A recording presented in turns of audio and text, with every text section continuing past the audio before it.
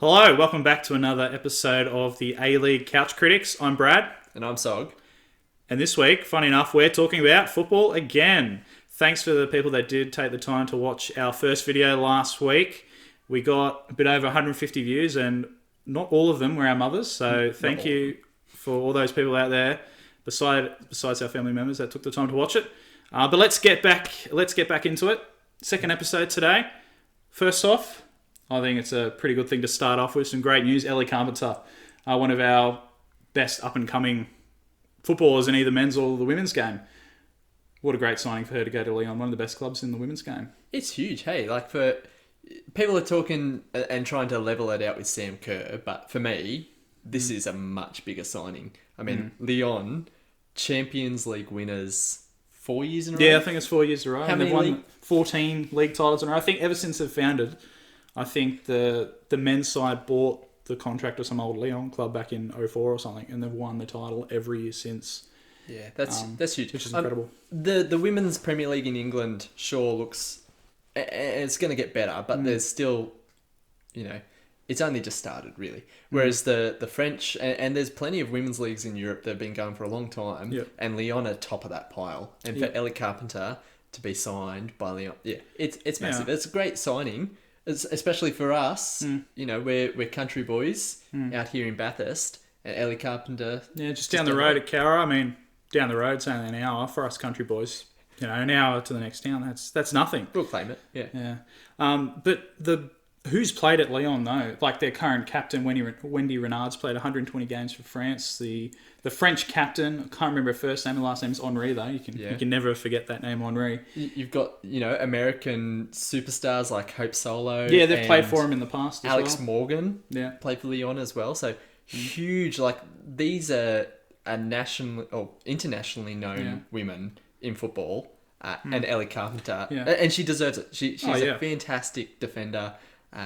She's only just starting to show the world. She's only 20. Yeah, she's been to 2 World Cups already. No, she's been to one. She didn't go when she was 16? No, she made her debut like 2016, I think. Yeah, okay. Yeah. So she just missed out on 2015, but I think she was only like 17 when she made that. Yeah, it's huge. It's huge. World Cup. But not trying to diss, Sam Kerr and Caitlin Ford and the others who have gone over to the English game, but I think this is just another level, and it shows the steps Australians women's football is making. But those 3 signings in the past couple of months now, Sam Kerr, Caitlin Ford, and Ellie Carpenter, those are massive signings, and I don't think, in terms of the men's game, we've had such a significant signing from Australia. Well, from the Australian comp straight into a top level league in the top clubs. Yeah, no, it'd be like Aaron Moy being signed by Barcelona. It's in that category. So that's huge, and that's some great news for Aussie football. It's huge, especially just before our Women's World Cup bid. So look forward to that. So that bid, that announcement, Friday morning, Friday the 26th of June, it'll be at 2 a.m. in the morning. You can flick over to FIFA.com and hey, we might even live stream our reactions as it comes. Hopefully hearing that Australia and New Zealand will be hosting the 2023 World Cup. Oh, I'll get to see scenes of Bradley taking his shirt off and run around the house. You don't want to see that. That'd be brilliant.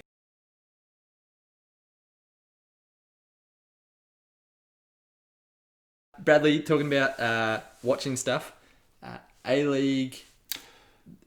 What's happening with Fox Sports? Oh man, you've just changed the mood. We're on such a good topic, and then we've just come back to such a disappointing topic right now with the whole debate going on and the whole, like, we think Foxtel want out of their deal with the A-League. We're still like 3 years to go. It's just a complete shamble. And the news this morning, as we film on the 19th of June on a Friday, was that they want out of their deal, that they're probably willing to do the rest of the 1920 season, potentially maybe next season, while we try and find out another broadcaster.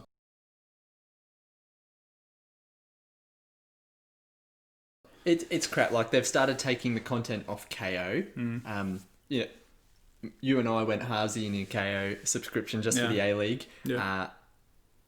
That's a big move from Fox. And it's just crap. We shouldn't have to be worrying about being able to watch our National League. So what Fox is doing seems crap. Particularly the latest deal they've signed with the NRL is like 250 million. The AE League deal beforehand was 87. Yeah, I think the NRL one's like 250 a season for the next 4 or 5. So it's going to work over to over $1 billion. It's ridiculous. And then at least reports I've seen that Fox Sports offered 11 million per season. Down from about 50. I think they were paying about 50 odd a season, down to 11, which is quite a significant change. Yeah. So that's pretty crap that they were in this situation, and we're just as interested to see what the fallout is as you guys are. But people have been, shouting suggestions left, right, and centre. Now, Optus Sports, while they've done fantastic stuff, it's great to watch the Premier League on Optus. It's great to see the K League, and they're starting to put together some stuff. But people thinking that Optus is going to come and save the A League, it's not going to happen. They compile stuff. They don't shoot live football. Yeah, Optus is not going to be this messiah that our football community are thinking it's going to be, because, like you said, they aren't filming anything. They're just borrowing the filming equipment from over... Well, not borrowing it. They're just relaying the footage from over in England. And going from nothing to a jump of potentially 6 games a season, which would be the case next year with 12 teams, that's a big jump. If they were doing 3 games a week, I don't know. I don't know what Optus is capable of, but I don't think Optus is going to be the saving grace for the A-League. It may be, it may not, but I don't think we should be so quick to assume that Optus is going to save the problem. I don't think so. I mean, thinking of solutions going forward, people are talking about this streaming service, which I think is the right idea. And I think the NBL, the Australian Basketball League, did the same when it lost some rights, and it was in a real bad state. And so when they could do it through YouTube and through Facebook, they were able to build up their own community again and then resell out the rights again. So that might work. And I'm willing to chip in, a bit of my money a month to try and help out our game. And I think for Australian fans, we should be willing to try and chip in and help our game, because without the support of the fans, it won't survive. Yeah, that's it. It's our league. We've got to help out. We've got to not just sit here and complain, but actually be willing to give, because we want to see the games. We don't want a kind of match of the day system. People love watching their team play, and so we've got to find some. The NPL doing their Facebook streams is okay. It's not bad for what it is, but it's one camera angle. Sometimes you don't even have a commentator. That's not good enough for the National League. But a streaming service of the sort, if we can get it going, surely there's people out there who've got the skills. So, we'd love to see something, but it's just crap what Fox has left us with. Yeah, and I think full credit has to go to Fox. Without Fox for the past 15 years, we wouldn't have this competition, because they were basically funding it. The money they were giving each year for the TV contracts was helping pay the wage bills for the clubs. And I think the fans have been very quick to forget that the work Fox has done. They whinge about Fox. They whinge about their own News Limited, Rupert Murdoch. Yes, they are controversial figures, but I think we have to give credit that the Fox Sports and Foxtel have basically made the A-League possible for the past 15 years. So I think full credit has to go to them. But I think the relationship has deteriorated in the past couple of years. And I think they're not getting the viewers they want. I think ever since they've probably lost the Premier League rights, the football views have dropped significantly. And I think as a business, going forward, you want to be investing your money in things that are worthwhile. And clearly Foxtel doesn't see it. And there's been a lot. They've been losing money. Before coronavirus, they were losing money just because, there's more options out there for pay TV. You can get Netflix, you can get Disney Plus, you can get all these different things. Yeah. And I just think, Foxtel's time as the only pay TV thing is coming to an end. Yeah. And so, it'll be interesting going forward. What happens with pay TV and sport and the A-League. Yeah. I think full credit to the Foxtel for the past 15 years, but I think it's probably the time we might have to go separate ways, because what they're offering is just not enough. Yeah. For us to survive at a professional level. As the league, we need to grow, and a TV broadcaster needs to match that, I think. So, yeah. Moving on to another topic right now, I think we probably don't have much of an understanding compared to the other NPL competitions and the other states and federations. But New South Wales NPL, we're hearing on the Clean Sheet, it's a bit of a gossip football page on Facebook, that there's going to be this is just this rumours and talks. There's nothing official yet from Football New South Wales. Is it a shorter season? Yeah, so they talk the top four, the NPL 1, 2, 3, 4, all have 12 teams. So they're talking about playing half a season, 11 games, and they're talking about no promotion and relegation, and they're talking about like a 2 weeks finals series where 1v4, 2v3 winners straight into a grand final, and that's it. That's what they're talking about at the moment. There's a lot of other things, but I think those are probably the major talking points. It's not bad, but it's not great, is it, either? I mean, no. Particularly when we're talking about some of these clubs actually run on fairly decent sized budgets, and they've got players from overseas who are on fairly decent contracts. Yep. So they're losing out, even down to, you know, the local level of NPL 4.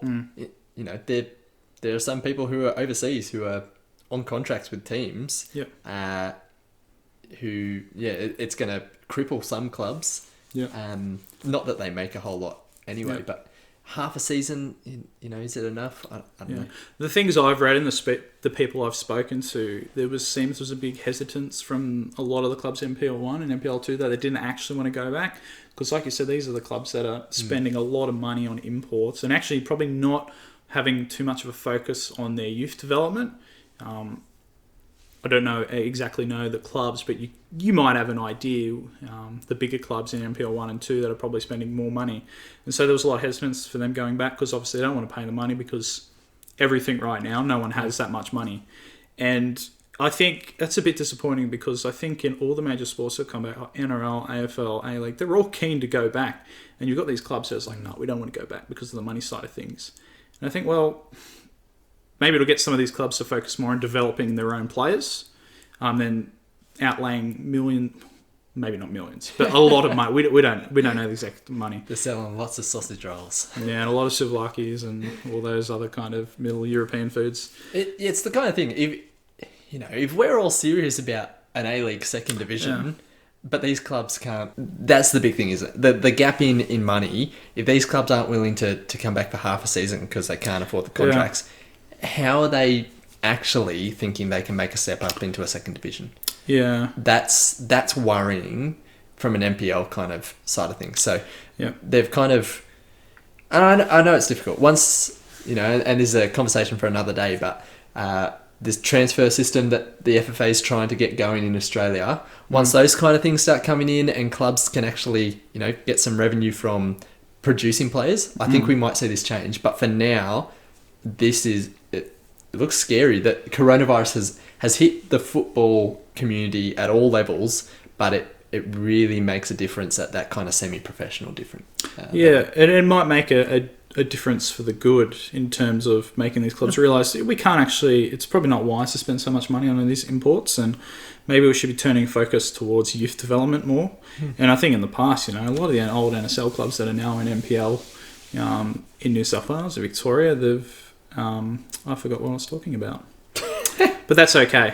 They can't rely on imports. So that's what I was saying. Yeah, they've in the past have done really well at developing players, and now they're at a different time that the clubs are not on the national scale, and they're probably not developing the players as much as they were, because they've been relegated to below the top tier now. Yeah. So anyway, it'll be again like our local football. You know. We'll be back and we're having a shorter season, but you know it's a bit of fun. It doesn't really matter for us. We pay $300 a season, but for a club, which is pretty crap, we're paying that much money to play football, and then the guys in the NPL could be paying 4-digit fees. Yeah, it's not $2,000. But that's another topic for another time that I'm very passionate about. But just go back. Let's go back. It's just crap that we have to pay so much. But anyway. Yeah, another time. I think that. Yeah, the NPL has to come back. You need a football season. We need to, and if it restructures clubs to focus on their youth and to play Australian players and give them the opportunity, then that's good. We'll see what happens. Yeah, I'm not sure what the other leagues are doing in the other states and federations. So let us know. Tell us what's going on up in Queensland and in Victoria, South Australia. I heard there's a Western Australia. If there's one over there. If there's a state called Western Australia, let us know if you've got an NPL competition. Northern Territory, Canberra, Tasmania. Let us know what's going on. Anyway, that's been us for the weekly chat this week. We'll see what happens because the landscape of Australian football seems to change every couple of days. By the time we say something, it becomes our date. So we'll continue to chat about the hot topics in Australian football, but we'll continue to talk about other things as well. Maybe you'll get to see Bradley have a rant. But do make sure that you leave a like on this video. Make sure to click the subscribe button so that you can get notified when we put out other videos. We'll try and keep this weekly chat on Tuesdays so that you can keep coming back for good content. Yeah. And if you're sick of us wearing, well, if you're sick of me wearing a Wanderers jersey and you're sick of Sogg wearing a Sydney FC jersey, send us your old A-League or NSL merch if you're willing to part with it. Hit us up on our email, aleaguecouchcritics@gmail.com. We'd love to wear something different. I'm willing to wear anything, but probably Sydney FC, and I think Sogg's the same, except for the Wanderers and Melbourne Victory. Yeah. And you can follow us on our socials as well. You can find Bradley on Twitter, and you can find him on Instagram. You can find me on those places too. Those links are down in the description, so make sure to hit them up as well. All right. Catch you later. So, yeah. Sorry about that brain.